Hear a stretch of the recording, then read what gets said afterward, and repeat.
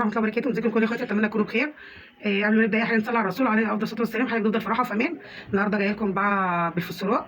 هنعمل معانا هو نوع واحد سمك. طبعا احنا في الايام دي ما حدش هيفتري ويجيب لك كذا نوع من الاسماك مع الغلوات الايام دي، ربنا يرحمنا ويتولينا يا رب. فجبنا النهارده سمك البولتي ديت اللي هو الشبار الصغير. هو مش صغير قوي يعني، هو حجمه حلو جدا. جايبين النهارده ما شاء الله فضلت خيركم بقى. فقلنا بقى نغير النهارده نعملها اكل فسفورات. هعملها بثلاث طرق احلى من بعضهم. هوريكي. انا دلوقتي غسلته كذا مره وجبت اهوت حطيته بعد ما نضفته من جوه. بصوا من جوه عامل ازاي قشطه، شايفين لحمه ما شاء الله اللهم بارك، قشطه من جوه. هنجيب دلوقتي بقى نعمله محل نقل لحد ما نعمله التتبيله بتاعته. معايا هنا جاي طبق فاضي اهوت، هنحط فيه ليمون بقشره، نقشره كده بقشره بالشكل ديت. اسف على الصوت معلش يا جماعه. بالشكل ديت هعصر كل حوالي 3 4 ليمونات، هعملهم كده اهوت. وهحط ملح وهحط خل. المحلول ده حلو جدا جدا لتتبيله السمك، مش للغسيل. انا مش قصدي ان انا اغسل وانا بعمله المحلول ده، وبعد كده هروح مصفياه والتتبيله على طول. وهحط حبه من الكزبره الناشفه. المحلول ده حلو قوي قوي للسمك، مش اكتر ولا اقل. ثانيه جول هعمله كده هو كويس جدا، هتبقى حلو قوي. هروح مقلبه كله كويس جدا كده. المحلول ده حلو قوي للسمك. هروح حاطه فيه السمك كله كده بس كده زي ما هو كده. هنحطه كله هنا اهو حاجه بالشكل ده زي ما انتم شايفينه كده. بسم الله ما شاء الله اللهم بارك. اللهم صل وسلم وبارك على سيدنا محمد عليه افضل الصلاه والسلام. نقعد في المحلول ديت. المحلول ده حلو جدا لاي تتبيله سمك عامه، بتبقى لذيذه جدا. الكزبره مع الملح مع الليمون مع الخل حلو قوي قوي. تتبيله ما تخش جوه السمك من جوه. شايفين السمك من جوه قشطه ازاي؟ شايفين لحمه احمر وجميل ازاي؟ بنحب السمك اللي هو الشباره ديت الصومون ديت، يعني انا جايبه منه احجام ما شاء الله اللهم بارك، حلو جدا جدا. هسيبه بقى كده لمده لما بعمل التتبيله عامه يعني، وبعد كده اصفيه في مصفى لوحده وهوريكم التتبيله عباره عن ايه. شفت سلطه الدقوس اللي انا عملتها امبارح قلت لكم عليها، ينفع مع التتبيله بتاعت المندي. حلوه جدا التتبيله دي للسمك ده اهيت. فايد معايا حبه اهمت. هنحط عليها برده تتبيله ثانيه. التتبيله اللي هي بالجزر دي هنبشر على جزر تاني عشان اعملها الصنف من السمك ده. انا قلت لكم ان انا هعملها 3 اصناف، هعمل بالطماطم، صينيه بالقطه ومقلي وفي الفرن. هنختار كده من 3 انواع هيبقوا احسن من بعض من نوع واحد، يعني احنا هننوع بس كله من نوع واحد. السمك صفيناه بالشكل ديت اهو، طلعنا منه الاحجام. ده الحجم الصغير اللي هنعمله مقلي وطماطم صينيه يعني.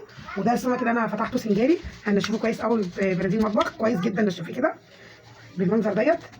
شايفين برضه عامل ازاي ما شاء الله. انا مش جايباه كبير يا جماعه، انا قلت لكم ان انا بحب الصغير ده في البولتي، بيبقى حلو جدا ومسكر، فحبيت ان انا اعمل منه سنجاري. جربوها هيعجبكم. عامله له تتبيله رائعه، هنشفناه كويس جدا بالمناديل. هنجيب صوص زي ده كده مدهون، زي حاطين فيه ورق زبده مدهون فيه زيت. هنرص فيه السمك ده كده رصيناه بالشكل ده. هنجيب فرشه وندهن كل الاجزاء ديت شويه من الزيت، كل ده ندهنه شويه من الزيت.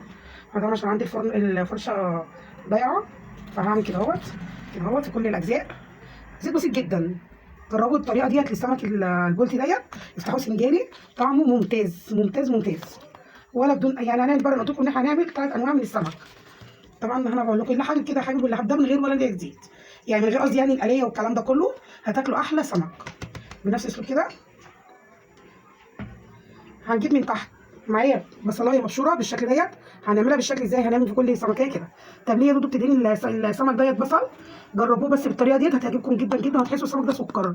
جربوه. انا بشرب بصلايه واحده يعني مش حاطه كتير في كل الاجزاء. السمك ده بالذات تعملوا كده. بصوا طعمي من البصل بس، انا عايزاكي طعمي انا بشربها والله بصلايه صغيره بس هتخلي لك السمك ده في حته ثانيه. جربوه هيعجبكم قوي صدقوني. جربوه بنفس الطريقه دي كده. هنطعم كل السمك بالطريقه ديت بالبصلايه اللي احنا بشرناها ديت كده اهوت. وبعد ما بشرناها بالشكل ديت زي ما انتم شايفين كده، هنجيب معانا التتبيله دي لكل السمك. ايه هي التتبيله دي؟ عباره عن ايه؟ فلفل هريسه شطه، فلفل حامي، كزبره خضراء، كزبره. نيجي الاول البهارات التوابل، ولا هنيجي الاول المكونات اللي هي زي دي؟ هريسه شطه، طماطم، جزر مبشور، بقدونس، كزبره، ده وتوم طبعا ده اكيد يعني. دي التوابل دي اللي المكونات الاساسيه. نيجي بقى للتوابل: ملح، بابريكا، كزبره، بهارات سمك من عند العطار، كمون والملح مع ليمون وخل مش وملح. بعد ده كله هيتعمل كده مع نفسه بنفس الشكل ديت. شايفين انا عدت ملح دي كذا مره معلش. هروح دهنين بالطريقه دي كده اهو. طعمه كل سمك كده حتى الراس ما تسيبوش. التتبيله ديت هتودي لكم السمك السنجاري ده في حته ثانيه. هيدي اي سمك عامه مع التتبيله دي رائعه رائعه رائعه. جربوه بنفس الطريقه دي صدقوني والله هتاكلوا، يعني لو قلت لكم تاكلوا الشارع هتاكلوه بنفس الشكل كده اهوت. طعامي كل السمك زي ما قلت لكم بالشكل ديت. انا التتبيله عامله كميه كبيره عشان عامله السمك كله زي ما قلت لكم بالشكل ديت. وصلي كل التتبيله فيه.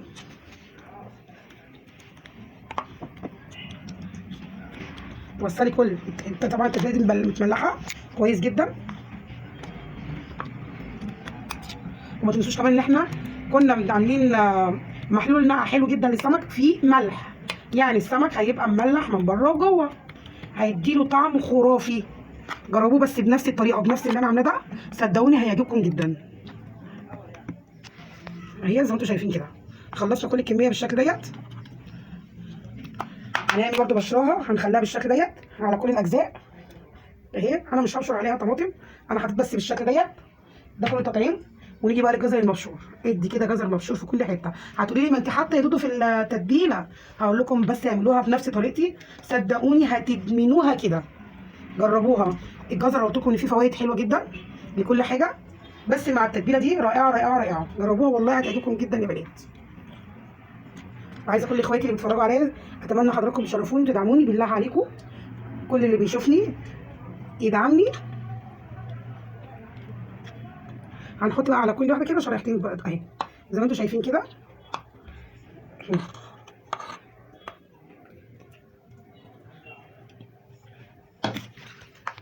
وبكده يبقى ده شكلها. جربوها هتعجبكم جدا اقسم بالله. شايفين شكلها عامل ازاي؟ هنحط بقى على الوش على كل حبه حبه زيت صغيرين جدا كده اهوت. ولو زيت زيتون طبعا هيبقى احلى واحلى. بس كده مش اكتر ولا اقل. هروح حاطينها في الفرن بقى ونتبل بقيه السمك. هو انا زي ما انتم شايفين السمك اهو تبلناه، والتاني اللي احنا عملناه السنجاري دخلناه الفرن، وده اللي احنا تبلناه اهوت. هنيجي نعمل له بقى الكفر بتاعه الخارجي. هنحط دقيق طبعا بالشكل ديت. هنحط عليها معلقتين من النشا الكبار، معلقتين حلوين كده من النشا الكبار عشان يخليها كريسبي. دي اول معلقه، وادي تاني معلقه زي ما انتم شايفين كده. هنحط عليها بابريكا بس عشان تخليها صفرا حلوه كده، قصدي اسفه كركم. نحط معلقه كركم حلوه كده. وبهارات سمك لا اكتر ولا اقل، نص معلقه من بهارات السمك بس كده. هو ده الكفر بتاعها الخارجي. هنقلبه كويس جدا وهنغلف بالسمك وهنقليه. طبعا ابو صلصه اللي انا قلت لكم عليه صينيه اللي هو بصلصه. هنجيب شفشق طماطم او نص شفشق طماطم كده هنعمله في الخلاط، وبعد كده هنجيب الصينيه اللي هنعمل فيها الصينيه هنديها غلوه، نحط حبه زيت فيها، وبعد كده نحط فيها شفشق الطماطم ونخليه يتسبك على البوتاجاز، وبعد كده نروح حاطين فيه السمك وهنديله وش خارجي على في الفرن. وشكرا على كده. تبقى دي تاني صينيه لينا، والمقلي ده تالت صنف لينا اهو. كده احنا غلفناه كويس جدا. هنعمل فيها في السمك، هنديله التغليفه كويسه اوي في السمك حلو قوي بس كده. هنغلف بقى السمك بالشكل ديت كده كده اهوت. اهم حاجه تضغطي كده حلو قوي. نحطه على جنب كده. وكذلك هنجيب كل السمك كده ونغلفه كويس جدا برضو كذلك. هنا هنغلف كل السمك كده وهنحطه في صينيه عشان نخش نقليه. هنا بنشوف السمك اهو بسم الله ما شاء الله اللهم بارك.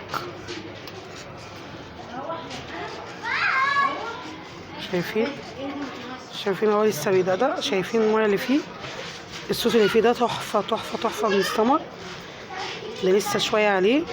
هتاكلوا احلى سمك. اعملوه بنفس الطريقه دي هيعجبكم قوي. بسم الله ما شاء الله اللهم بارك. لسه شويه.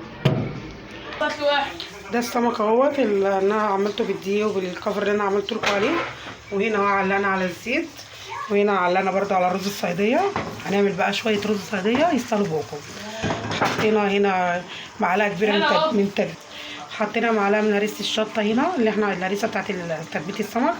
مع بصلتين كبار مع حبه زيت، وعملناهم بالشكل ديت. هنخليهم يحمروا خالص. وهنا هنقلي السمك عقبال ما يحمر البصل. شايفين شكل السمك ما شاء الله اللهم بارك. مالكوش دعوه بصلصتي يا جماعه، الصلصه دي انا معتزه بيها. بخليها للسمك، للكبده، الحاجات زي دي كده بقلي فيها. فاهمين؟ شايفين ما شاء الله كريسبي عامل ازاي. هنا عقبال ما السمك يتقلي طلعنا منه ما شاء الله ذهبي ولونه جميل وكريسبي خالص من بره. هنجيب الصينيه اللي هنعمل فيها الصلصه بتاعت الطماطم بتاعت الصينيه الثانيه. هنحط حبه من الزيت صغيرين جدا، هسيبهم يتقلوا كده، وراح جايه عليهم بنص شفشق طماطم زي ما انتم شايفين كده، وهحط عليها نص معلقه هريسه شطه ونص معلقه توم او ربع معلقه توم، فص بسيط كده يعني، وهحط فلفل اسمر وشويه ملح واخليها تتسبك مع نفسها. شايفين شكل السمك بسم الله ما شاء الله اللهم بارك عامل ازاي. وهنا الصلصه اهي، وهنا بقيه السمك لسه بيتقلي، وهنا هي البصله بتاعت الرز الصياديه لسه اهيت. لازم تحمر جدا يا بنات عشان تديكوا اللون اللي انتوا بتشوفوه في المطاعم اللي هو بتاع رز الصياديه اساسا يعني. بصوا شايفين عامل ازاي، لونها ازاي، لسه لونها هيبقى غني جدا جدا. وهنا السمك اهوت اللهم بارك ما شاء الله. شايفين اقسم بالله حكايه، والصوص بتاعه ده تحفه يا بنات، حكايه يعني. الصوص ده اساسا تاكلوه بالعيش كده لوحده كفيل لاي حاجه. وشايفين لحم السمك دايب ازاي. شايفين انا عايزه اوريكم بس كده عامل ازاي من جنب. شايفين كده السمك بتاعنا خلص. الصوص ده انا عايزاه مش هرميه، بحب اغمسه بالعيش بيبقى حلو جدا. انا اديته بس قلبته من الناحيه التانيه عشان كله يبقى سوا واحد. شايفين السمك اهو شلناه بسم الله ما شاء الله اللهم بارك. ده اللي احنا هنسيبه مقلي، وده الصغير اللي احنا هنحطه في الصلصه. وادي الصلصه بتاعتنا بسم الله ما شاء الله. شايفين اتسبكت ازاي وطعمها حكايه اقسم بالله. شايفين عامله ازاي. هنعمل ايه بعد كده؟ هنرص السمك كده اهو اهو. دي شكلها هنحطها تاخد وش بس في الفرن وتبقى كده. دي خلصت. ادي السمك المقلي خلص والسمك السنجاري خلص وده السمك الصينيه. دلوقتي هنعمل الرز وشويه السلطه وبألف هنا وشفا. ده كده اهوت. غسلنا الرز كويس قوي بعد ما الميه غليت. شايفين لون البني. هتقولوا لي غامقه يا موسف والبصله محروقه، اقول لكم لا، هو رز الصياديه بيبقى كده، البصله تبقى شبيه المحروقه، تبقى حلوه جدا جدا. هو ده رز الصياديه اللي بتعمل بره وكده اهو ما شاء الله. الرز بتاعه كده المعيار بتاعه حلو جدا. انتوا متهيألكم يا جماعه ان البصله محروقه، بس انا مغمقاها لدرجه الحرقان. عارفين يعني بقول لكم لدرجه الحرقان. وملحها مظبوط ما شاء الله. اسيبها بقى تغلي. بكده تبقى احنا خلصنا اهوت الوصفه بتاعتنا النهارده.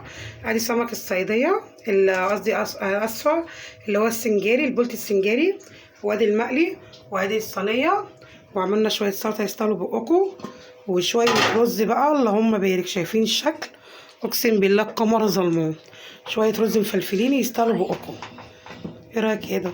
تسلم ايدك والله العظيم يا جبانات جربوا اقسم بالله يا اخواتي. شويه رز صياديه على ابوهم. شوفوا شايفين لونه عامل ازاي. شايفين لونهم عامل ازاي. جربوا. اتمنى تكون حلقتي النهارده عجبتكم ووصفاتي عجبتكم. جربوها بسم الله ما شاء الله اللهم بارك.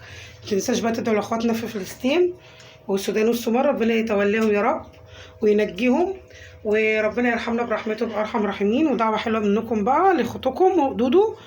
واتمنى تكون النهارده وصفاتي عجبتكم. وعايزه كل اخواتي اللي بيتفرجوا عليا واللي اول مره تدخل وتبص وتشوفني يا ريت تدخل وتعملي متابعه وتشير الفيديو على قد ما تقدر عشان يوصل لها كل جديد. انا بتمنى دعمكم ليا.